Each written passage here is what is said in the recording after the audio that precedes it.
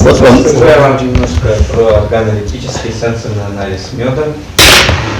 ГОСТ мед цветочный дает следующее определение этому понятию. Это оценка качества меда с помощью органов чувств, зрения, обоняния, вкуса, осязания. Внешний вид, цвет, текучесть, прозрачность, однородность, качество кристаллизации воспринимаются органами зрения. Органолептическая характеристика оценки меда производится следующими органами чувств человека. Это зрение, обоняние, вкус, тактильная чувствительность, кинетическая чувствительность, термическая чувствительность и общая химическая чувствительность. Действительно, сенсорная характеристика продукта в большинстве случаев не может быть заменена физико-химическим анализом. Показатели качества, которые дает сенсорный анализ меда. Внешний вид, что к нему относится, это цвет, текучесть, прозрачность, однородность, качество кристаллизации воспринимаются органами зрения. Человеческий глаз дает около 40% сенсорных ощущений и оказывается одним из главных источников информации о меде. Запах продукта или обонятельные ощущения, которые дают представление о запахе продукта. Основным органом, ответственным за анализ запаха, является нос.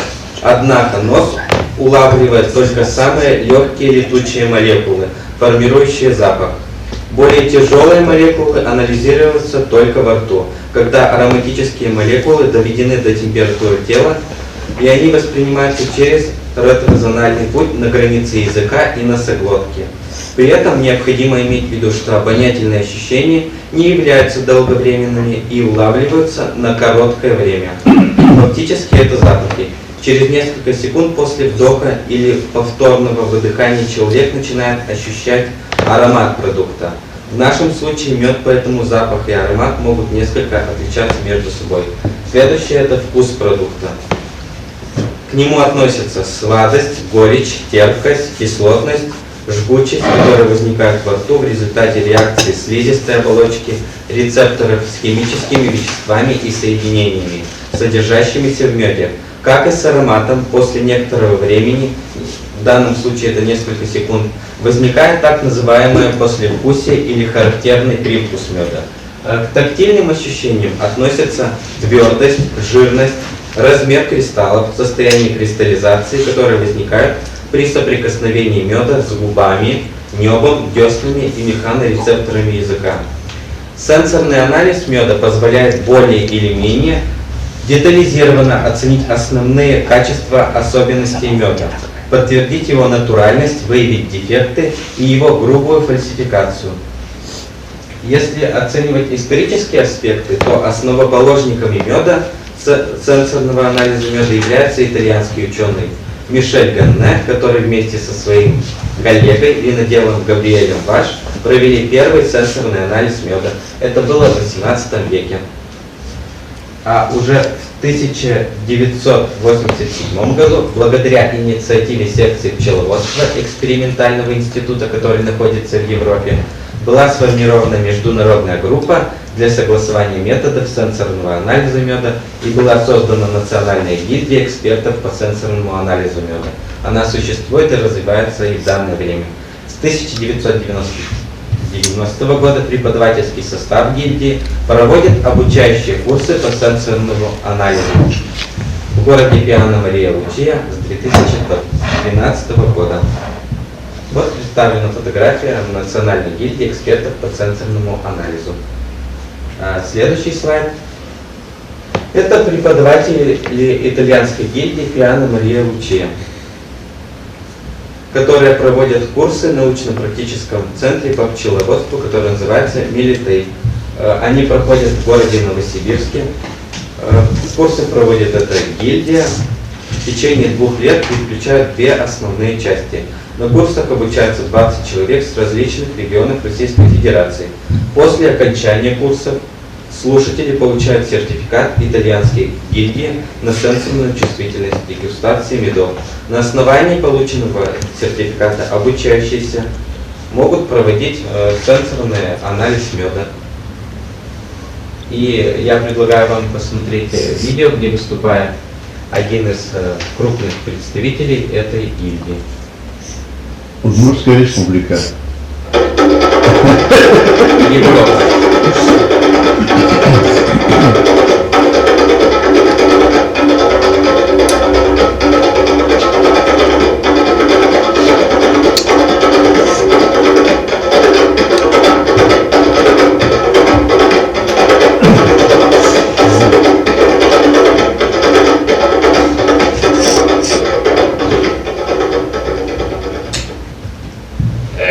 The market and production of honey in Europe is regulated by the European directive, you can see here.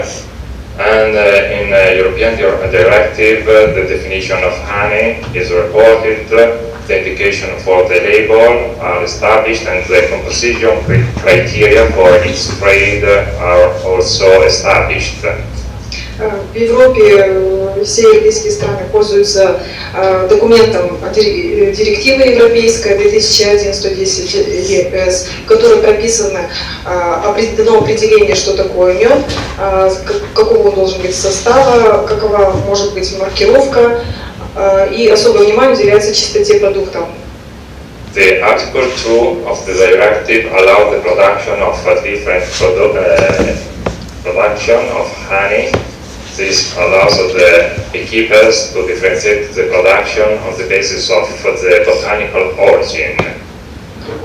Данная директива, статья 2, позволяет пчеловодам заявлять о ботаническом и географическом происхождении меда.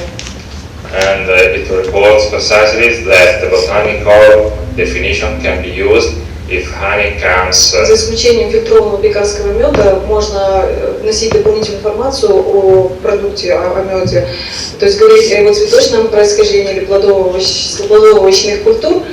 Если продукт целиком или в основном произведен из данного источника, 30-50% монофлерных медов производится в Испании, в Италии. Насколько он знает, в неевропейских странах не настолько популярен монофлерный мед, за исключением меда Мануки. Now look at the importance of sensory analysis and its applications. You know that sensory analysis permits to judge the products, and it is used by human senses, and it is used in many fields and for many purposes. Сенсорный анализ оценивается с помощью человеческих органов чувств, он может использоваться в различных сферах для различных целей. And in Italy now, sensory analysis applied to honey is considered essential. В Италии очень популярен сенсорный анализ и считается, что он существенно важен. And it can be used for different purposes. For example, we use it as analytical tools to control the quality of the product. Например, он может использоваться как аналитический контроль для контроля качества продукции. In Italy, we have done a lot of study on monofloral honeys, and 22 types of honeys have been characterized not only for their chemical and microscopic characteristics, but also for their organoleptic characteristics. В Италии охарактеризовано 22 вида меда не только по физико-химическим и микроскопическим показателям, но и по органолептике. And furthermore, it can be used to evaluate, to check the presence of defects like fermentation, of odor of smoke, metallic taste, and other defects or characteristics that common routine analysis don't permit.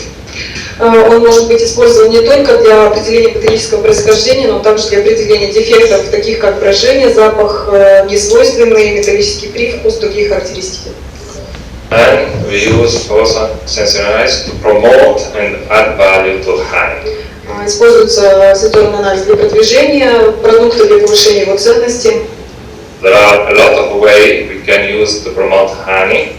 For example, beekeepers can use sensory analysis to a better production of honey. Сенсорный анализ может быть использован для лучшего представления подачи для покупателя своего продукта. In fact, beekeepers can control the clarity of the honey. They can prevent fermentation of odor and aroma. Например, для того, чтобы оценить свой продукт, что он чистый, не имеет признаков брожения, нет каких-то нехарактерных запахов и ароматов. And it can bear the crystallization in order to obtain a good structure of the product. И получить продукт, какой-то красивый, хорошую кристаллическую структуру получить, задать параметр кристаллизации. All these activities, expert assessors have to be trained on specific courses. Вы можете видеть историю, когда появился национальный список экспертов, как он появился. The first process was in 1979, and in 1988 the national list of experts in sensory analysis of honey was founded.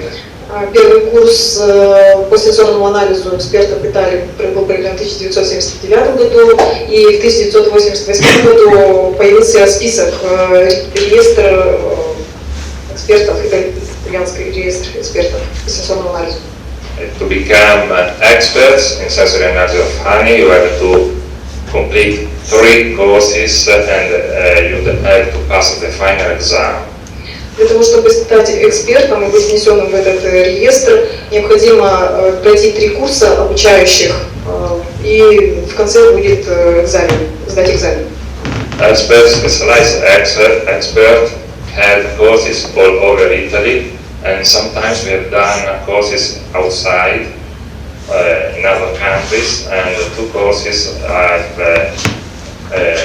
done in Russia too. Курсы проводятся в Италии, в других странах, и 2 таких курса было проведено в России, в Новосибирске, город Новосибирск. Now we have more than 300 experts belonging to the list. Более 300 экспертов зарегистрированы в этом реестре. In 2013, the sensory work group has gathered with the aim to create the aroma and odor wheel and to choose references for the training of assessors. В 2013 году в Тенерифе собиралась рабочая группа по сенсорному анализу, и был создан вот такой вот круг, кольцо запахов и ароматов.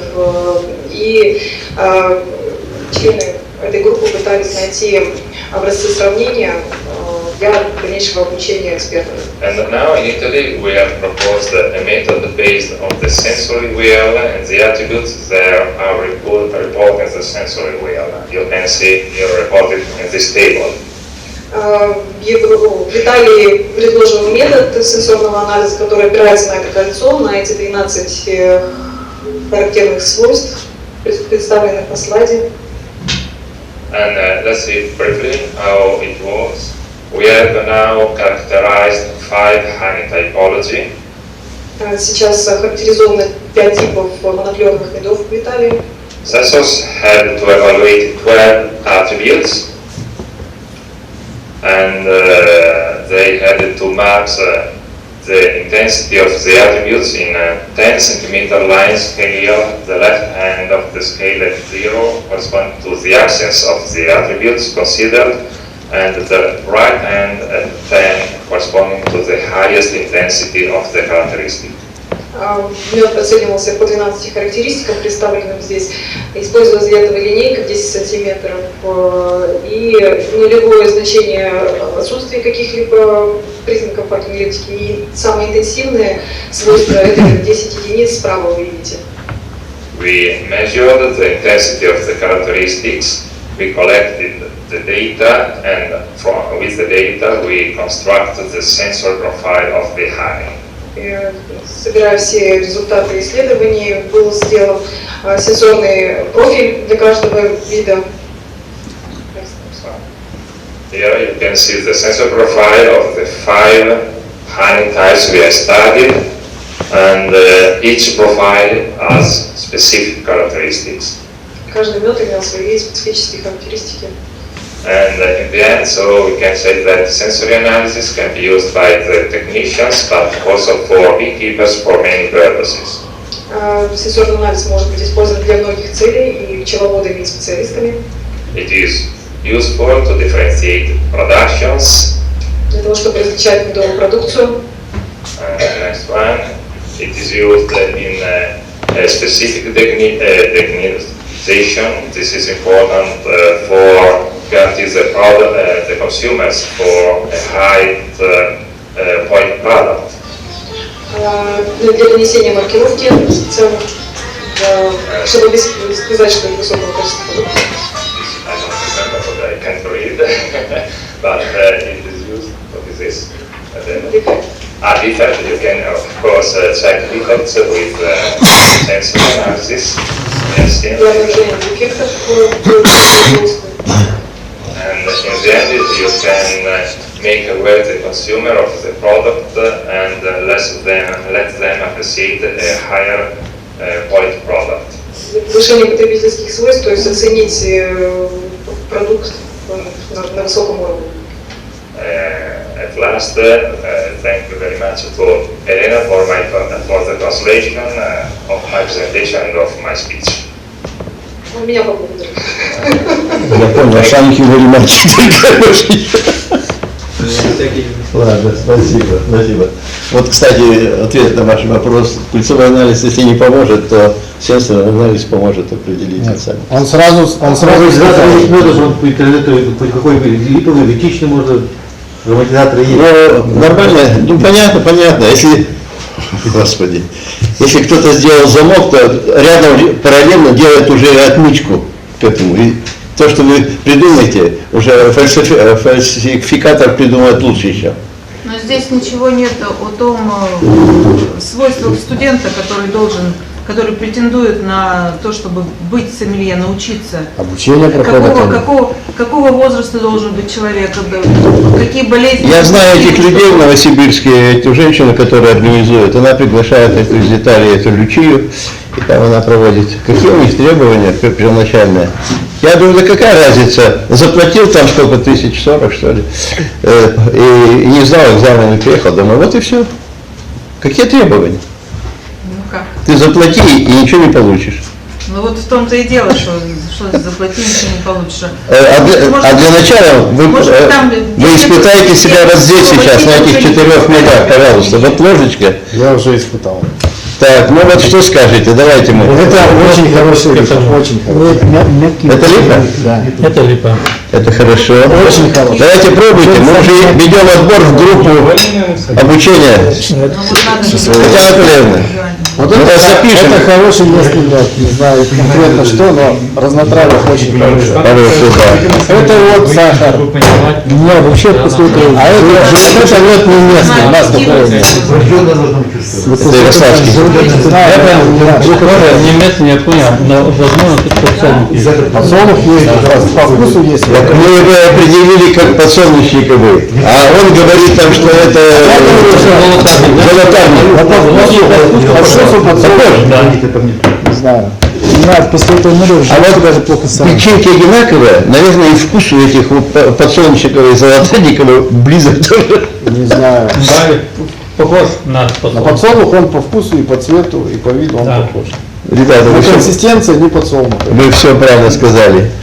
Вот этот мед нам пока из Абхазии прислали, и мы должны определить, если там этот А, да. каштан. Каштан? Каштан. Каштана здесь нету. Светлый он слишком. Каштана нету здесь. А можно попробовать? А тут нет, ничего тут стоит. Этот мед у них называется померанцевый. Да подойди сюда, ты же мне подходишь. Углы его называют померанцевый. Каштана тут нет. Нет, каштан. Нету, да? Да. Нету каштана? Сейчас попробуем. Он фруктовый мед. Давайте попробуйте. Ложка вот, она помыть и помыть. Есть вот помыть. Сейчас я помою, должен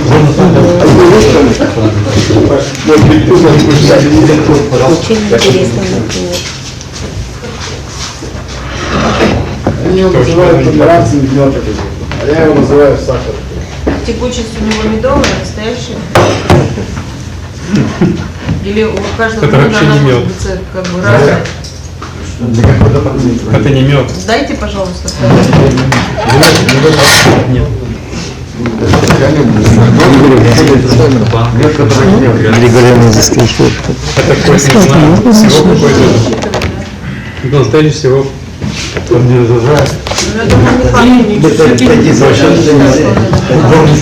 Нет.